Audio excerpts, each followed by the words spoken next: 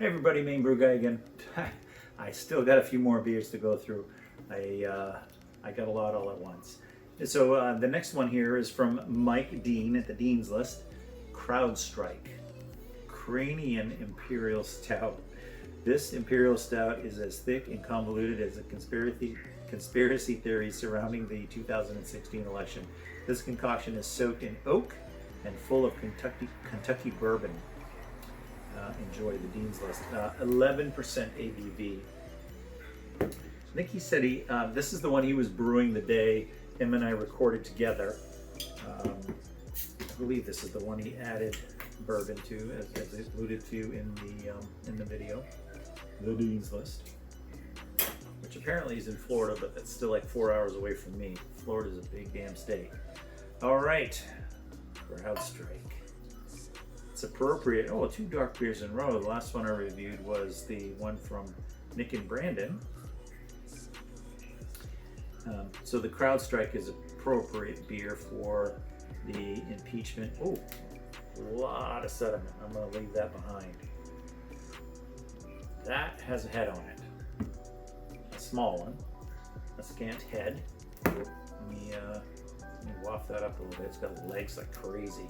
The head itself is like almost dark tan, approaching orange.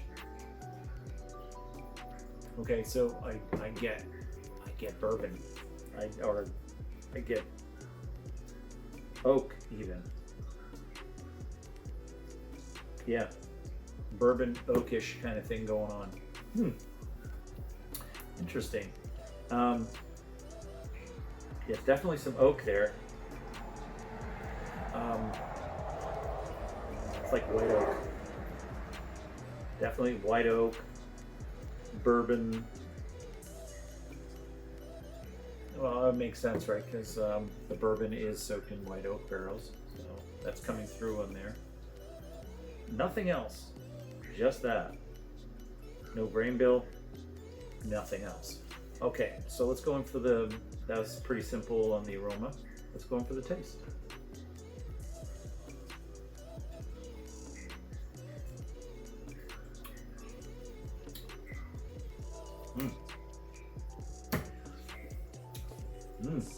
Wow.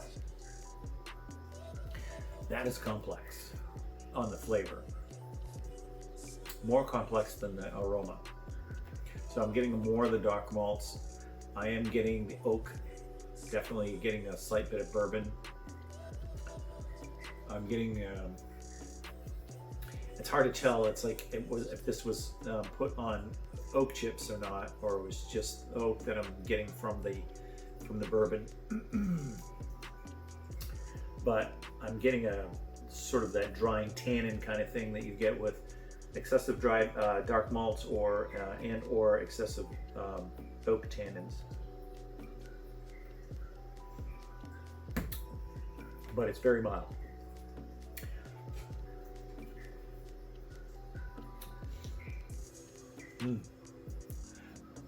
It's really good, Mike. Not as good as your porter, but it is really good. I'd probably back off on the bourbon just a bit, maybe half it. But there are some people that would drink that and go, oh man, add more bourbon. It's just a personal preference thing. It doesn't make the beer bad. I actually think I remember you mentioning to me that you thought that you may have gone overboard with the bourbon. Time will tell. This is a beer that will age beautifully. And if you have any of these left, hanging around, I would let them age. In fact, I'd get them out of the cooler for a while and let them age at room temperature for a little bit and then put them back. They're appropriately carbonated, and if you do ferment out a little more and it gets a little more carbonation, that's good. That's fine. It's just it may get these two to merge. And cacao nibs, maybe cacao nibs, but I'm not getting any chocolate.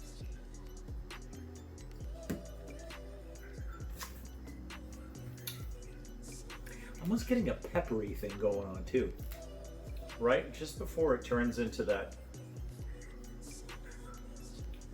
you know, where it starts to transition from the middle flavor to the end. Right before it gets to the end, kind of like this small bit, a very slight amount of dark malt. Like right there, and then it's gone. Interesting. Physical therapy today. Oof, sore. Okay, all right, so let me wrap this up, Mike. Legs all day long. On the aroma, I get strong, strong bourbon, barrel, oak. As it warms up, I am getting a little more of the dark malts.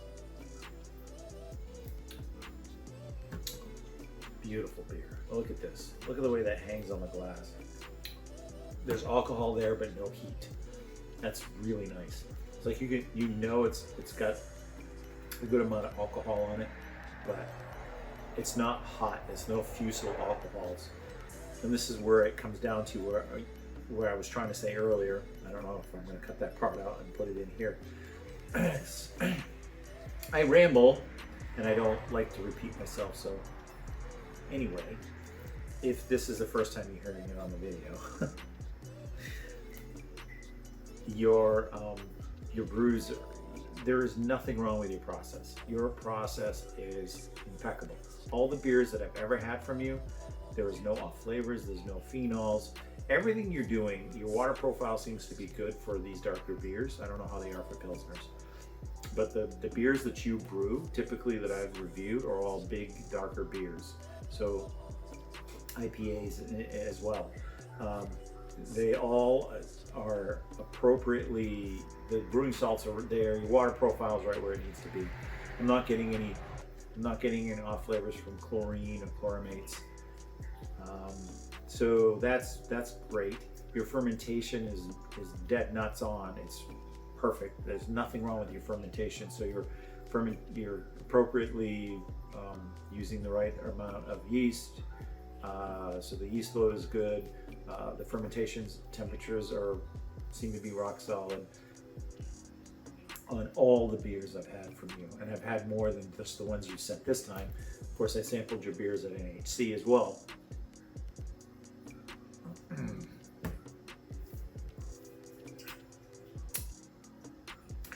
It's growing on me, man. As it warms up, it's even better.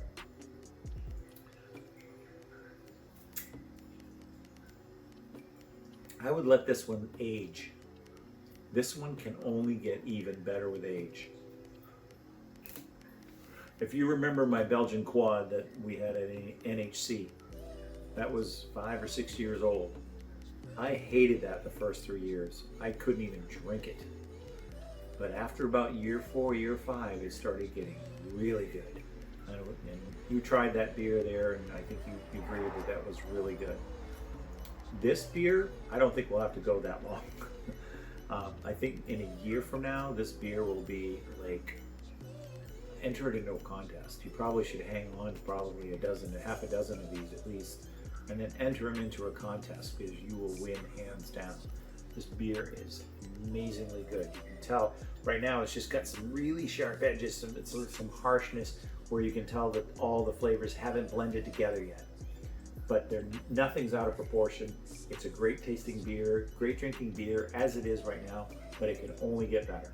That's what I'm trying to impart in this long-winded thing.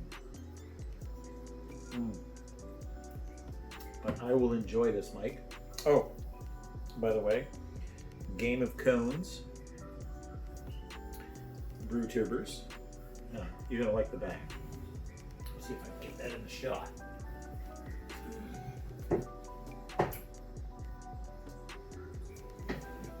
How about that? More shirts to come as well. Trying to get a little more creative with the shirts. Nick and Brandon are the creative think tank of Brew Tubers.